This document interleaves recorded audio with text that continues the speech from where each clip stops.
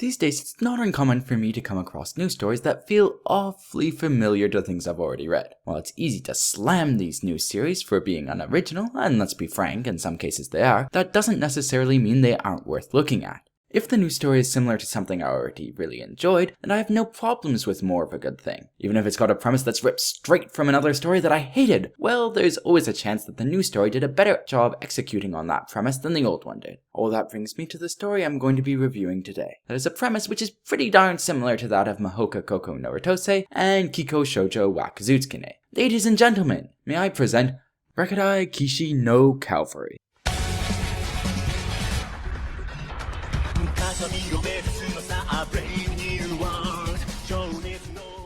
So the aforementioned premise that is repeated in Mahoka, Kiko Shoujo, and Rakudai pretty much runs like this. A protagonist goes to a prestigious school meant to train the elite in the art of magic. By traditional measures, said protag is supposed to be the weakest at the school, but surprise surprise, it's quickly revealed that he's actually an overpowered badass. He then proceeds to beat a whole bunch of people who are supposed to be way stronger than him, and develop a harem because, protagonists in this type of story are pretty much irresistible to anyone wearing a skirt. Anyways, now time for some more specifics, in particular for this story. The world of Rakudai seems to be set in a future of some alternate version of Earth, or at least I assume it's Earth because Japan exists. Some proportion of the population has magical powers, and these modern day magicians are called blazers. I don't really have that much more to add, as world building isn't exactly one of the stronger parts of this series. The central portion of the plot revolves around a big tournament that our protagonist Iki really wants to win, and his romantic relationship with the lead heroine Stella. There are also the odd terrorist attack, political corruption case, and big bad bully subplots thrown in to provide some entertaining sideshows.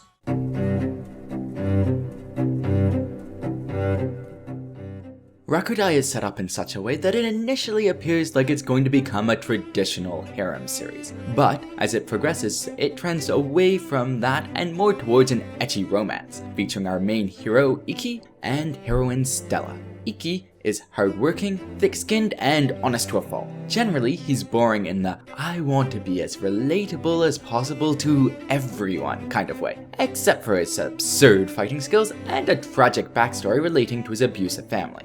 Pretty much his family first completely shunned him because of his lack of magical talent, which they felt was a stain on the family honor, and then when it became clear that he was actually strong, they actively hindered his progress in becoming a mage knight because, well, reasons. None of them particularly good. Anyways, moving on. Stella is a genius blazer and the princess of Vermilion, a small northern kingdom in Europe which has been imagined for the purposes of this story. She starts as the very definition of a tsundere, but she develops out of this and into a slightly more nuanced character as the series progresses. She has a serious personality, a fiery temper, and tries hard at everything. Aside from the two main characters, we also have Shizuku, Iki's younger sister, who's a complete bro-con and verges on being a yandere, Nagi, a relaxed, effeminate man who acts as a close confidant for Shizuku, Ayase, a shy stalker girl, and Toka, the student council president, a clumsy older sister type figure who just so happens to be the top ranked fighter at the school. All the characters are none too badly fleshed out, but I wouldn't say any of them really stand out.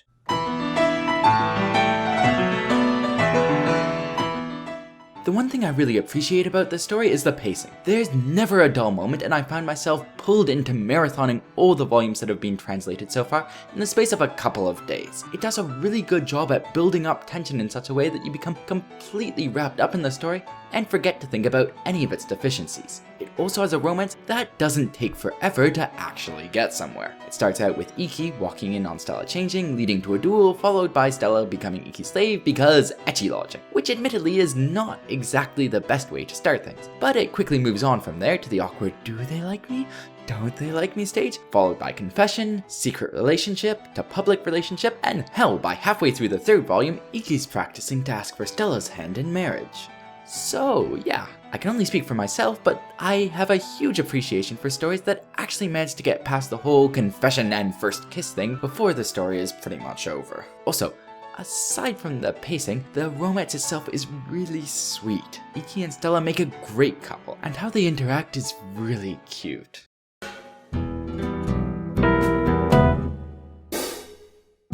So there's a fair bit to criticize about this story, mostly surrounding its start.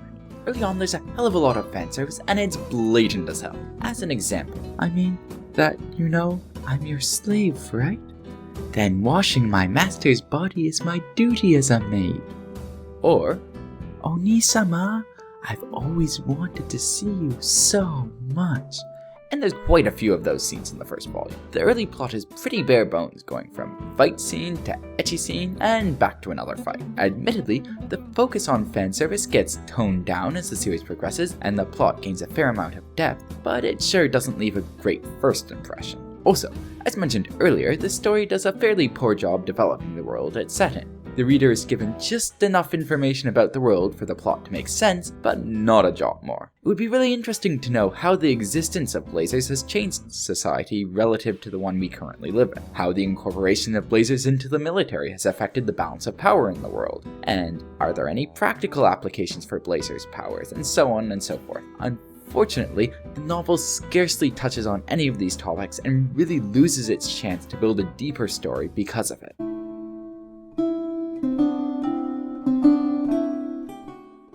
So, should you read Rakudai? Well, it depends. It does action and romance pretty darn well, but the rest is fairly lackluster. Personally, I generally enjoyed it and would recommend it to anyone who's looking for a light read and doesn't mind a bit of unoriginality and a lot of fan service. If you've already read Rakudai and are looking for something similar to read, then the obvious suggestions would be the aforementioned other series with a similar premise. First of all, Mahoka Koko no Rotose and Kiko Shoujo wa Kazutsukine. Of these two, Mahoka does world building far better and tends to be more serious, and Kiko Shoujo is more lighthearted and has a large harem focus. Anyways, that concludes my review. Thanks for listening. I hope you enjoyed it. Cheers!